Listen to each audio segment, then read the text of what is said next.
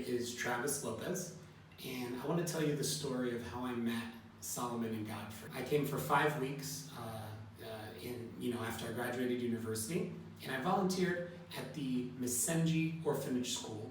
It was there that I met Solomon and Godfrey. They were students. They were in the oldest category there at Misenji, and really built a relationship with them while I was there in the school. But it was disheartening coming to Africa, because when the school needed food and I went to buy food, because I was white, they charged me way more than a local. When students needed medicine and I went to buy medicine, they charged me way more. I really felt like my hands were tied and I couldn't have the impact that I wanted because I was a Mzungu, I was an outsider, I was one who does not belong in Uganda.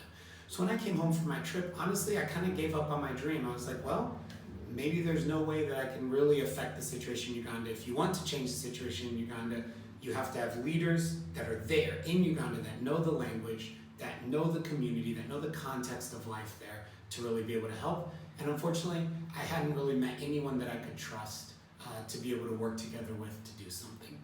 Fast forward 6 or 7 years later, I received messages on social media from Godfrey and Solomon. They told me about their struggles getting through secondary school, and they essentially were asking me for help with university fees.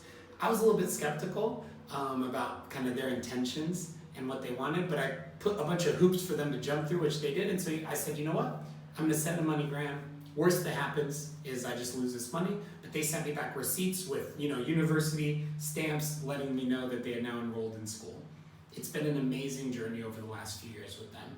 They are, top of their class, great students. They're both involved in student government. It's been incredible just watching these guys evolve into just successful, amazing young men that are pursuing their education and making their family and their community better. The reason I came here was to understand what I could do to help the Chinjojo community in Uganda.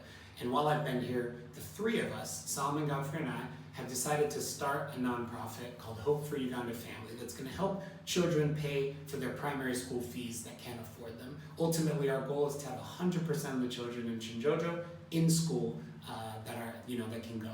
And my ask for you guys is come alongside me to help these guys, to help this community, to help Uganda.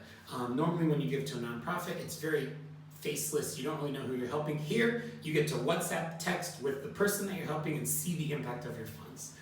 You get to build a one-to-one relationship with someone in the developing world and help them and their community. So join our family, help us if you can, and we're really thankful, and may God bless you.